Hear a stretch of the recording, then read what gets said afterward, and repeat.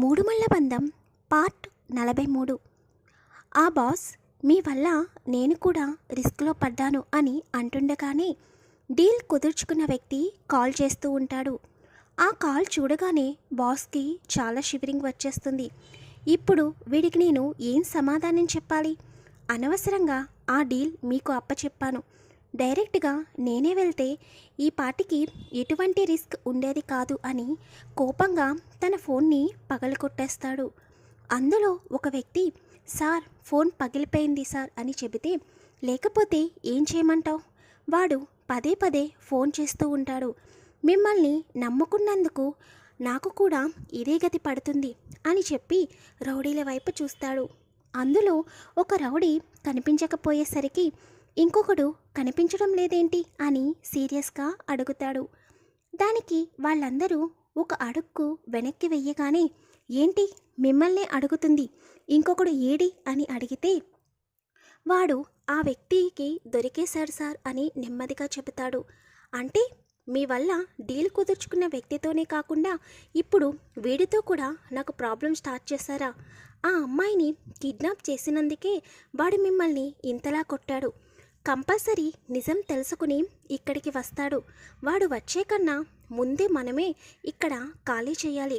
మీరందరూ కొన్ని రోజులు ఈ ఊర్లో ఉండకుండా వెళ్ళిపోండి. నేను కూడా వేరే స్టేట్కి వెళ్ళిపోతున్నాను. కొన్ని రోజుల తర్వాత మళ్ళీ వచ్చి ఆ అమ్మాయిని పట్టుకుందాం అని చెప్పి అక్కడి నుండి ఎవరికి వాళ్ళు వెళ్ళిపోతారు. వైష్ణవిని చంపమన్న వ్యక్తి గురించి ముందు ముందు ఎపిసోడ్స్లో తెలుస్తుంది. ఇక రిత్విక్ ఏం చేస్తున్నాడో ఒకసారి తెలుసుకుందాం. రిత్విక్ లండన్లో తన ఆఫీస్లో చాలా బిజీగా వర్క్ చేసుకుంటూ ఉంటాడు. అలా కొంత సమయం తర్వాత సీటు వెనక్కి వాలి కళ్ళు మూసుకుని వైష్ణవిని తలుచుకుంటూ ఉంటాడు. వైషు, నీతో చాలా మాట్లాడాలని ఉంది, నిన్ను వెంటనే చూడాలని ఉంది, కానీ ఇక్కడ డాడీ కంపెనీని చూసుకోమనడం వలన, డాడీకున్న హెల్త్ ప్రాబ్లం వలన ఇక్కడ స్ట్రక్ అయిపోవాల్సి వచ్చింది. నిన్ను ఎప్పుడెప్పుడు చూద్దామని ఎంతో ఎదురు చూస్తున్నాను. అందుకే ఇక్కడున్న ప్రాజెక్ట్స్ చాలా స్పీడ్గా కంప్లీట్ చేస్తున్నాను. అట్లీస్ట్ నీతో మాట్లాడదామని అనుకున్నా కూడా నువ్వు అడిగే ప్రశ్నలకు నేను ఏం సమాధానం చెప్పాలో తెలియక ఫోన్ కూడా చేయలేకపోతున్నాను.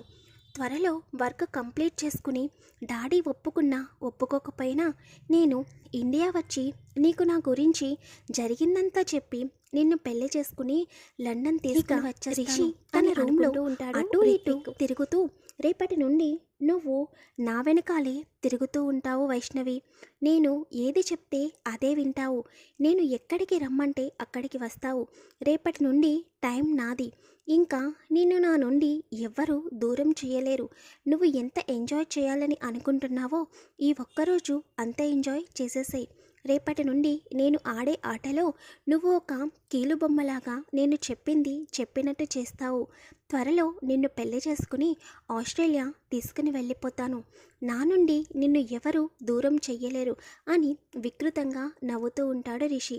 మరి రిషి ఏం చేయబోతున్నాడో మీకు రేపు తెలుస్తుంది. ఇప్పుడు విక్రమ్, వైష్ణవి ఏం చేస్తున్నారో చూద్దాం.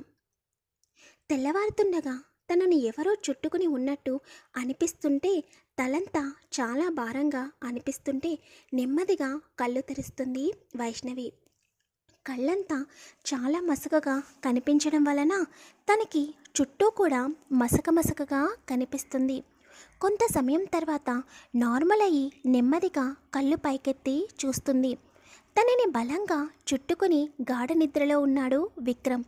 విక్రమ్ని చూడగానే వైష్ణవి సంతోషంగా, విక్రమ్ గారు నన్ను మీరు కాపాడారా అని అనుకుంటూనే మళ్ళీ తన పొజిషన్ చూసుకొని షాక్ అయ్యి, ఇదేంటి నేను విక్రమ్ గారు ఇలా ఒకే బెడ్ మీద పడుకుని ఉన్నాము అని వైష్ణవి ఆలోచిస్తూ సడన్గా తన మెదడుకి ఏదో తట్టేసరికి, అంటే రాత్రి ఏం జరిగింది అని భయంగా అనిపిస్తుంటే నెమ్మదిగా విక్రమ్ వైపు చూస్తుంది. విక్రమ్ నుండి దూరం జరుగుదామని తన చేతులను విడిపిస్తుంటే విక్రమ్ ఇంకా వైష్ణవి చుట్టూ గట్టిగా చేతులు బిగించి తన దగ్గరికి లాక్కొని, పడుకో వైషు అని నిద్రలో అంటూ ఉంటాడు. వైష్ణవికి కంగారుగా అనిపించి నెమ్మదిగా విక్రమ్ గారు అని పిలుస్తుంది.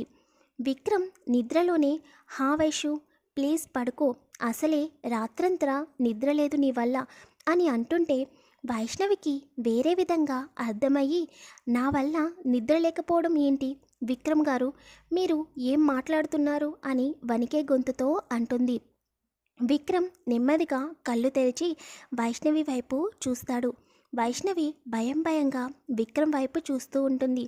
విక్రమ్ వైష్ణవి నుదుటిపైన ముద్దు పెట్టుకుని గుడ్ మార్నింగ్ రాక్షసి, నన్ను కొంచెం సేపు పడుకోనివ్వు ప్లీజ్ అని మళ్ళీ వైష్ణవిని దగ్గరికి జరుపుకుంటాడు. వైష్ణవికి ఏమీ అర్థం కాక పిచ్చి పట్టినట్టు అనిపిస్తుంటే కొంచెం గట్టిగా విక్రమ్ గారు రాత్రి ఏం జరిగింది అని అడుగుతుంది. విక్రమ్కి వైష్ణవి గట్టిగా పిలిచేసరికి నిద్రమత్తు వదిలి కళ్ళు తెరిచి చూస్తాడు.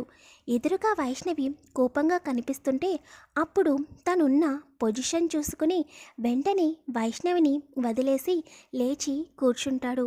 వైష్ణవి కూడా పైకి లేచి ఏమైంది విక్రమ్ గారు, రాత్రి ఏం జరిగింది, రాత్రంతా నా వల్ల మీరు పడుకోలేదని అంటున్నారు అని కోపంగా అడుగుతుంది. అప్పుడు విక్రమ్కి అర్థమవుతుంది తను నిద్రమత్తులో ఏదో మాట్లాడాడని. అలా కొంతసేపు వైష్ణవి కళ్ళల్లోకి చూసి కొంచెంసేపు వైష్ణవిని ఏడిపిద్దామని అదేంటి వైషు అలా అంటున్నావు, రాత్రంతా నేను ఎంత వద్దు అని చెబుతున్నా కూడా నువ్వే కదా నన్ను హక్ చేసుకుని నా మీద పడుకుని అని అంటుంటే వైష్ణవి బాధగా విక్రమ్ గారు మీరు ఏమంటున్నారు అని అడుగుతుంది. అదే వైష్ణవి, రాత్రి నిన్ను ఆ రౌడీల నుండి కాపాడి తీసుకువచ్చేసరికి నువ్వు మొత్తం తడిచిపోయి ఉన్నావు. తర్వాత నీ డ్రెస్ మార్చినా కూడా నువ్వు ఇంకా వణుకుతూ ఉన్నావు.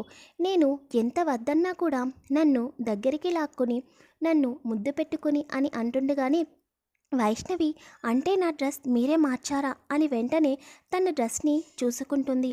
తన ఒంటి మీద శారీ కాకుండా డ్రెస్ ఉండేసరికి అంటే డ్రెస్ మీరే చేంజ్ చేశారా అని అడుగుతుంది.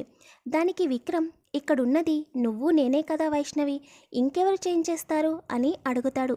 వెంటనే వైష్ణవి విక్రమ్ గారు నిజం చెప్పండి, రాత్రి ఏం జరిగింది అని అడగగానే విక్రమ్ తనలో తనే నవ్వుకుంటూ చెప్పాను కదా వైష్ణవి, ఒక అమ్మాయి ఒక అబ్బాయి ఒంటరిగా ఒక రూమ్లో ఉన్నప్పుడు ఏం జరుగుతుందో అదే జరిగింది అని అల్లరిగా అంటాడు.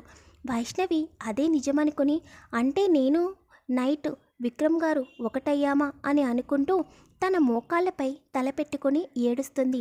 అప్పటి వరకు నవ్విన విక్రమ్ వైష్ణవి అలా ఏడ్చేసరికి ఏం చేయాలో తట్టుకోలేక ఏ వైషు ఎందుకు ఏడుస్తున్నావు, ఇప్పుడు ఏం జరిగింది అని కంగారుగా అంటాడు.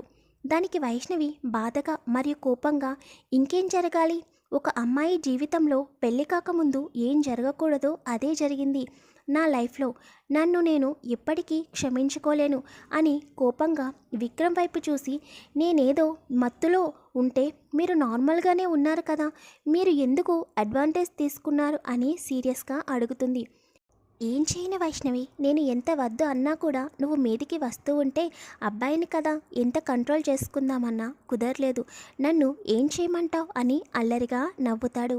విక్రమ్ నవ్వుతున్నా కూడా వైష్ణవి అవేమీ పట్టించుకోకుండా మీరు నా జీవితాన్ని నాశనం చేసేశారు విక్రమ్ గారు, మీ ముఖం నాకు చూపించకండి అని స్పీడ్గా బెడ్ మీద నుండి లెగుస్తుంటే విక్రమ్ వెంటనే వైష్ణవి చేతులు పట్టుకొని తనపై లాక్కుంటాడు.